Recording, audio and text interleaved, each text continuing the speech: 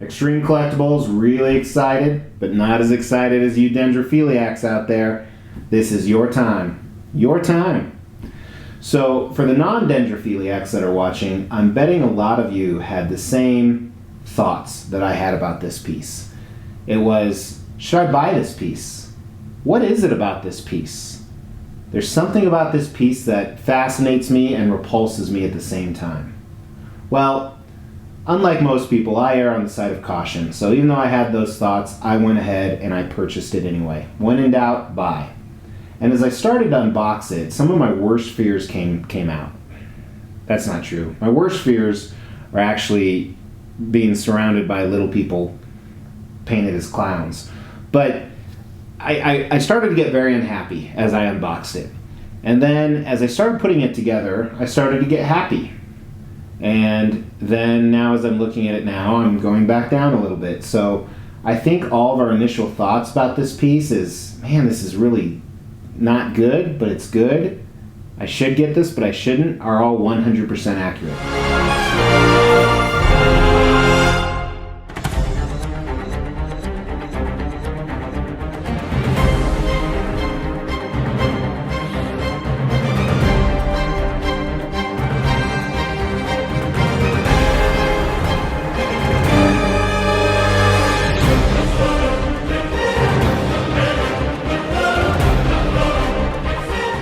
Extreme Collectibles here with Sideshow's premium format Poison Ivy piece.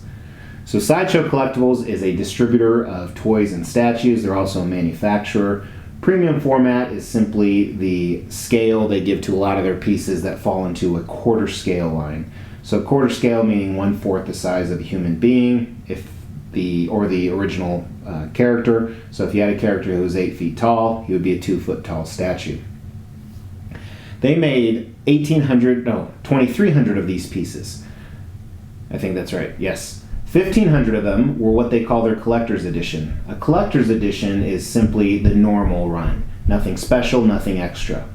And of their collector's edition, specifically, they have a normal portrait that looks just like this. So this collector's edition portrait is available on all of their statues, all 2,300 of them that they made. This priced right at $570 for plus shipping for the 1,500 run of the collector's edition. However, they did make what's called an exclusive version. An exclusive version typically comes with some extra, whether it's a switch out, an extra piece, something of that nature. And they made 800 of those, and I think it was $15 more. So typically you do go with the exclusive. The exclusive on this was an additional portrait. The additional portrait right here. Very, very different. And I'm not going to go into too much detail now because I'm going to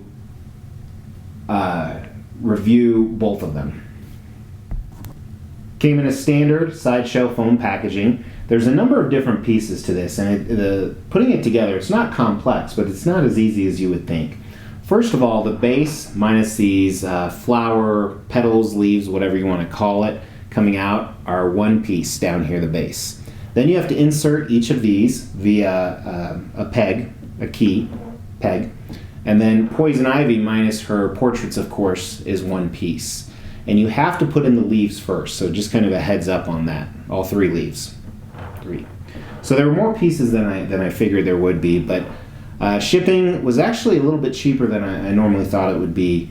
And I purchased her because I have a large quarter scale DC collection, specifically Batman villains. So this will be a nice addition. I have 4 Jokers right now, 2-3 more on order. Bane, Penguin, an awesome custom Riddler on order. Hashtag shameless plug. Poison Ivy, Catwoman, just a whole gambit of them. So eventually they are all together, but you'll see them on a room tour in a few months. And as I said during the intro, I was very hesitant to buy this, but I saw some production pictures about 2 months ago, and I was like, you know what? Let's take the dive. We can at least review it and see what's going on. And I'm really mixed right now. I don't know if I want to keep it or not, and because it has some really cool redeeming qualities, and it has some qualities to it. So let's dive into those. So conceptually, I love it. I think it's really cool. It really captures the essence of Poison Ivy. It's what you think of when you think of poison ivy. And what I really like is the two different portraits are completely different. It's not like one has a little bit of a smirk and one doesn't. And they tell very different stories, but both are stories that are very in line with poison ivy. So first of all, she's sitting here on this base. It's kind of a concrete rock base, which we're going to talk about. And then moving up, she has the classic, almost like a lotus flower or a Venus flytrap that she's standing in between. Reminds me of the Batman and Batman Forever, I think was the one with poison ivy, where Uma Thurman's first coming out of the plant, and she has some plants wrapped up around her legs, and she's almost nude. Her only coverings are plants, and she's sitting there, and she's kind of holding her hand out, and she has some more leaves and vines inside of her hand, almost like they could be poison. She's going to blow on someone. And her two different portraits, this one I kind of call the sexy smug portrait, kind of a almost a Venus flytrap or a Black Widow, very seductive, but she's still going to kill.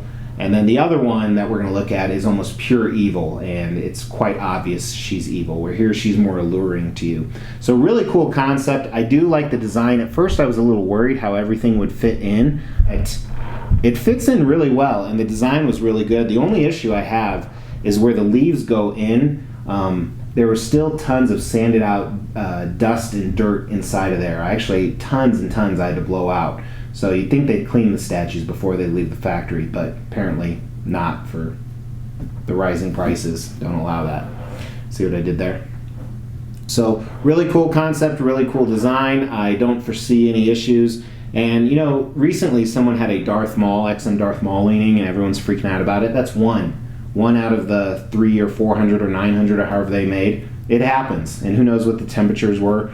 So unless a significant portion of them are doing it, I don't really see an issue. However, going into the sculpt and paint on this, there are some issues here. Some of them, it's always tough to tell whether it's a quality control issue or it was a production issue. So is it just my statue that's like this, or is it all of them? And this is where I'm really torn. I would say if the issues we're going to talk about during this, and we're going to talk about the good things as well, if they weren't there, I would 100% be keeping it. So let's kind of just dive in from the bottom. Starting at the rock base, you guys know how I feel about rock bases. This one's okay.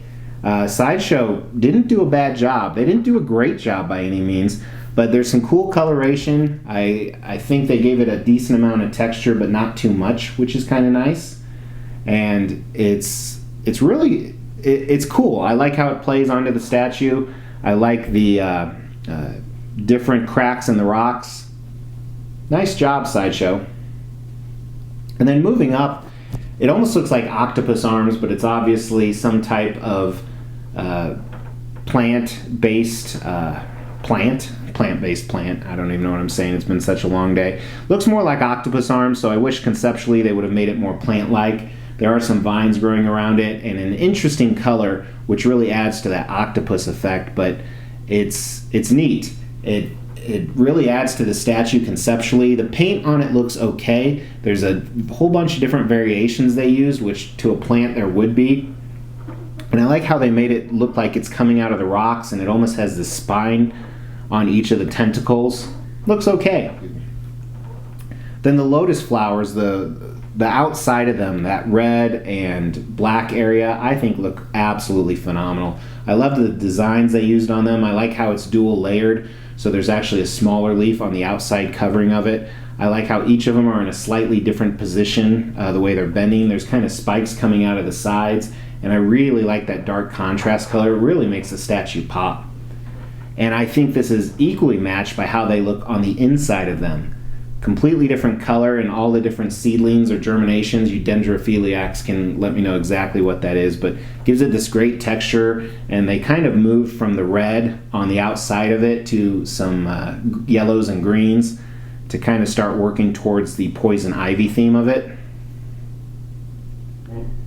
And then on the bottom half of poison ivy, this is a frickin' mess. This looks horrible.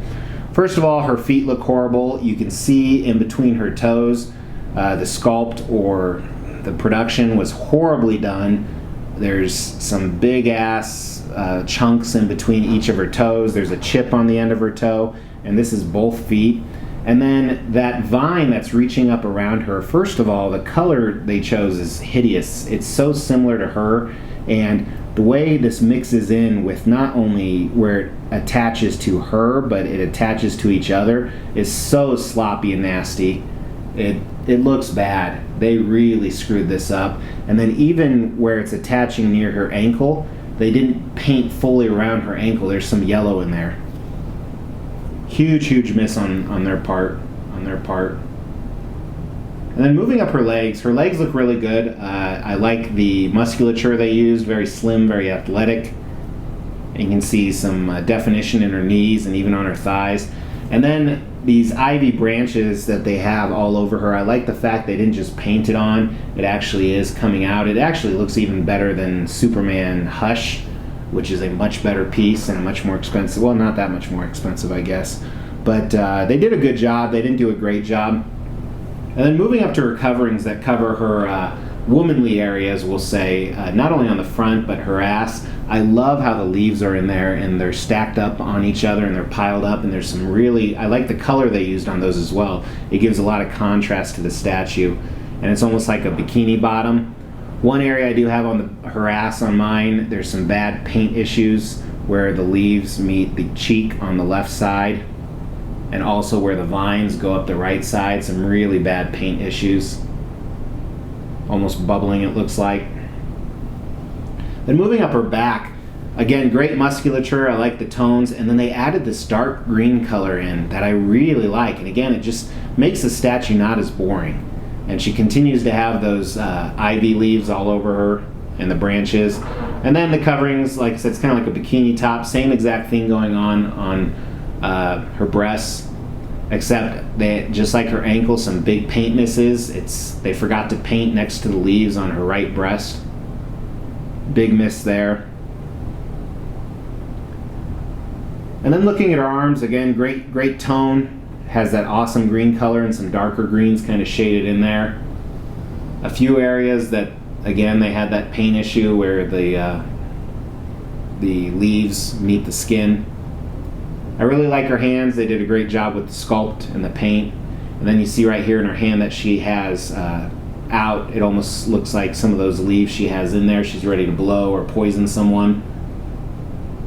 And then what I call her sexy portrait, the collector's portrait. First of all, the hair looks okay. I love the colors they used on it, and I love the fact they added the flowers and the leaves in there.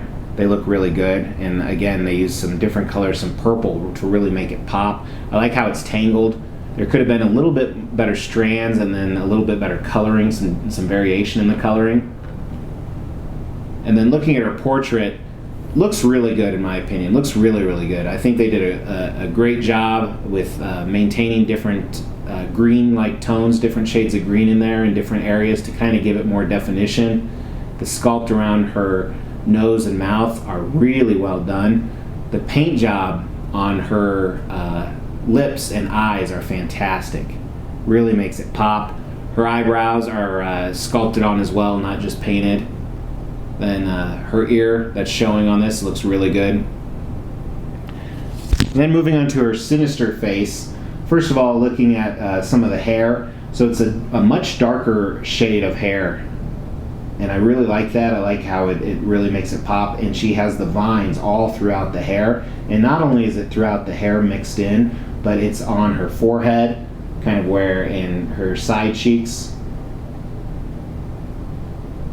And here she's kind of looking off to the left, and the paint job isn't as good on these eyes. I don't know why. It almost looks like decals. It's crazy that it's actually a little bit different. That might be in my head.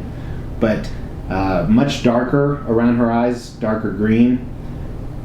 And the sculpt, a very different sculpt on her nose. A completely different nose, completely different mouth.